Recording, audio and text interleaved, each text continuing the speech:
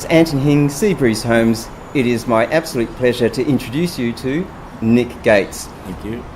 One of the Gold Coast's top cyclists. The Kirra and the Tour de Valley has managed to lure you onto the road.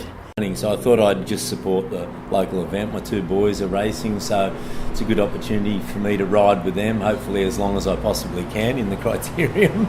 I wouldn't say I'm super fit, but I'm really looking forward to the weekend.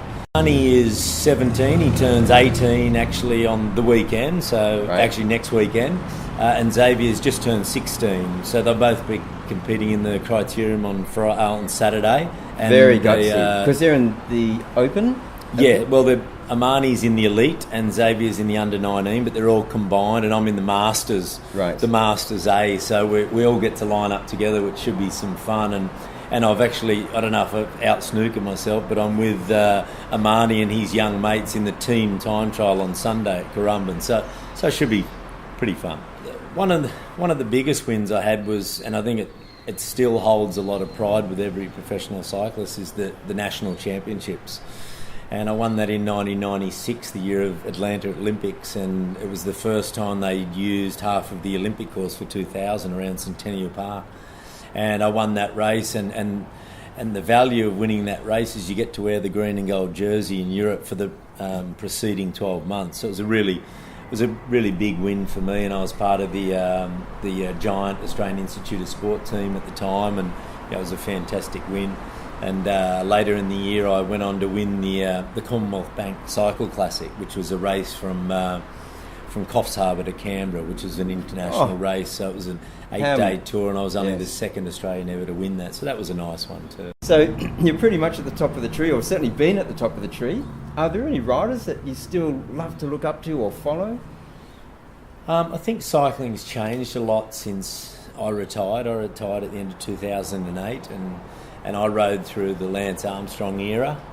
And now cycling's a different sport. I think it's really changed the last 5 or 6 years, which is fantastic. And I see the new superstar, if you will, that's come through. His name's Peter Sagan. He's a Slovak rider, and he's just unbelievable. He's just won the World Championships for the third year in a row.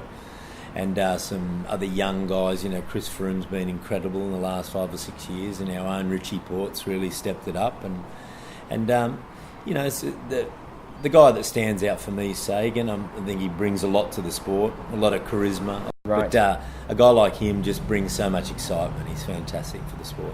And you've actually had the opportunity to see him firsthand in his home European circuit. Yeah. How did you get over to Europe?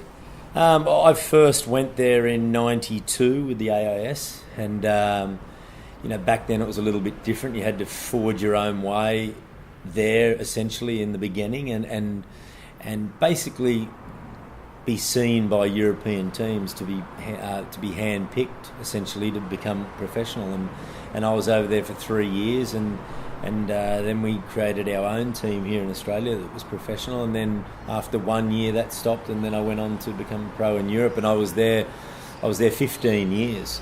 So I retired at the end of 2008 and came home. I was home 12 months and really missed it. So I took a job opportunity to go back, and I was a director sportif for the number one team in the world, Saxo Bank. So we had Alberto Contador in the team when I went back, and it was a magic couple of years. Really enjoyed it. The famous hill climbs in Europe. What ones stick in your mind as the most grueling? They all stick in my mind because I didn't really enjoy any of them.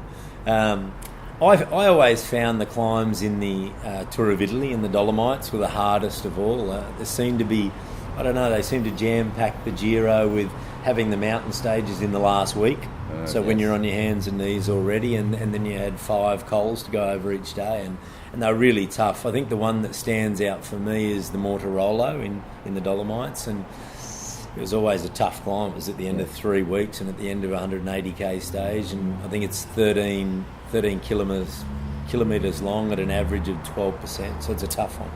It's a very good justification for investing in an electric bicycle in the future. How do you develop racecraft, and how does it differ there compared to, say, in Australia, or is there a difference? I think it's a very prevalent word, craft, because a lot of people until you really understand the craft of cycling, you're a long way off the ball. And I've noticed now with my young guys, I look at them and go, I'm amazed how much they know.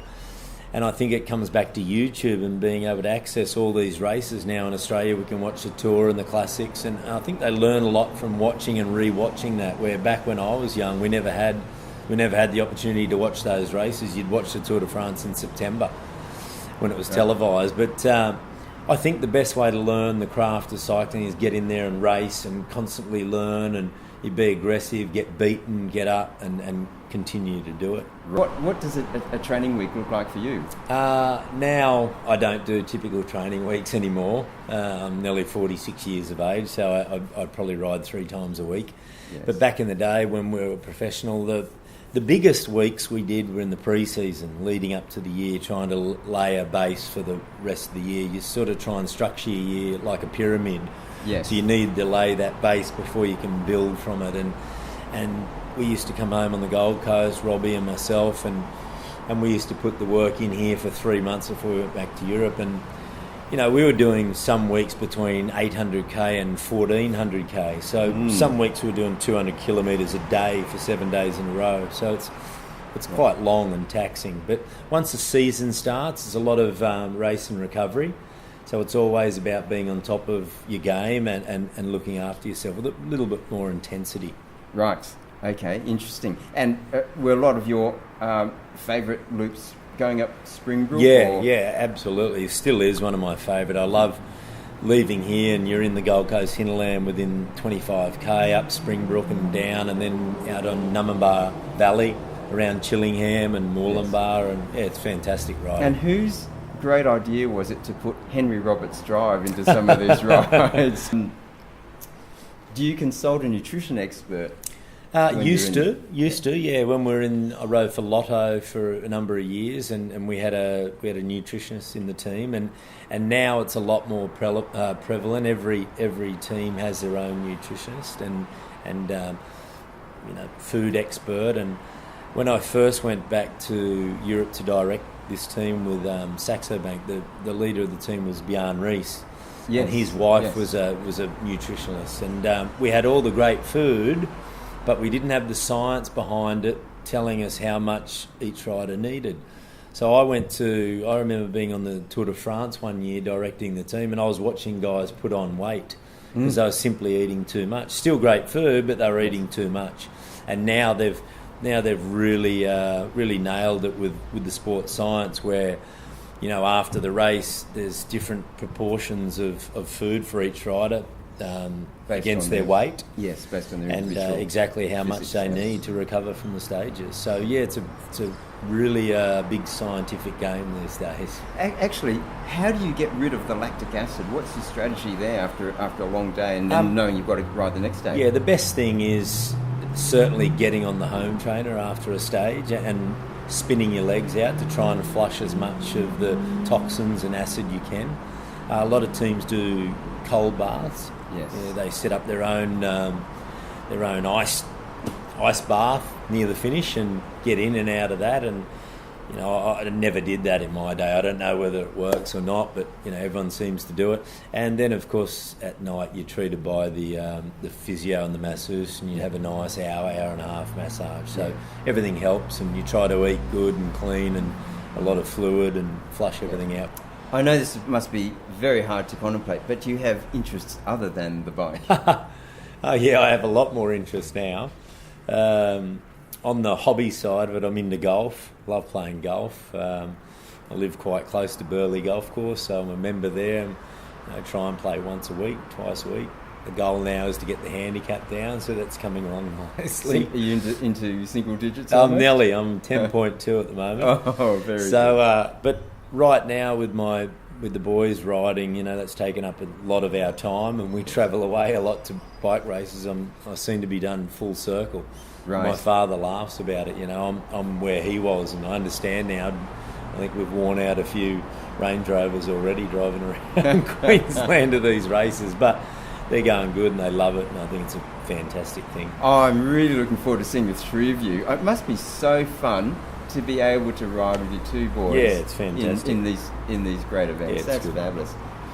Without giving away too many secrets and wanting to keep your competitors on their toes, how do you feel your form is coming into the crit on Saturday and the time trial on Sunday? I don't think I'll be scaring too many people. As I said to you, I'm just there to support the event. I love supporting local events. I went out to one on the weekend, the Darren Smith Memorial, and I'm not fit enough, but I still rode it. And anything's possible. We may have rain on Saturday, which will really change the course of the race. For those who haven't been to the crit before, the hairpin turn at Lord Street, on Musgrave and Lord Street, that will be absolutely crazy. Yeah, if it gets wet. It's a hot dog criterium. So a hot dog, if people are not aware, it's a 600 metre straight. You do a U-turn 600 metre back. So it's a 1.2k circuit on the Kirra beachfront. Saturdays is going to be a real explosive event. It's 50 minutes plus 3 laps. So if a lap takes you a minute and a half, you're going to be doing something like 40 laps. So that's 80 standing start sprints out of the corners. So it's going to be a real taxing day on Saturday. But Sunday's also very hard. The team's time trial is 72k, which is a long event. You're looking at an hour 45 of that constant effort. Yes. And the individual time trial again is 36k. So they're looking between 50 and an hour. So it's completely at two different ends of the spectrum. So you're going to get a little bit of everything this weekend. Yeah, that's what we love about this great event, and Chris Thompson has worked so hard to put it together so Absolutely. well. They've done a great job. These sort of races don't happen without the support of sponsors, and it's fantastic. The organisation's got some really good sponsors. The City of Gold Coast, I know, are sponsoring. Armstrong Real Estate, I think Bendigo Bank, Hugan. Yeah. I think Seabreeze Homes are the title sponsor of the women's Criterium. Open. Yes, that's correct. Fantastic. Thank you for And also supporting the Amy Gillette Foundation, which is a great cause. So very important. Probably missed some more sponsors, but thank you all. These things don't happen without you. That's it. Well, Nick, wishing you and your two boys Thanks very much. the very best of racing this weekend. Thank you. And thanks again for making time. And viewers, we hope you've enjoyed finding out a little bit more about the exceptional life of Nick Gates. Pleasure. Thank you.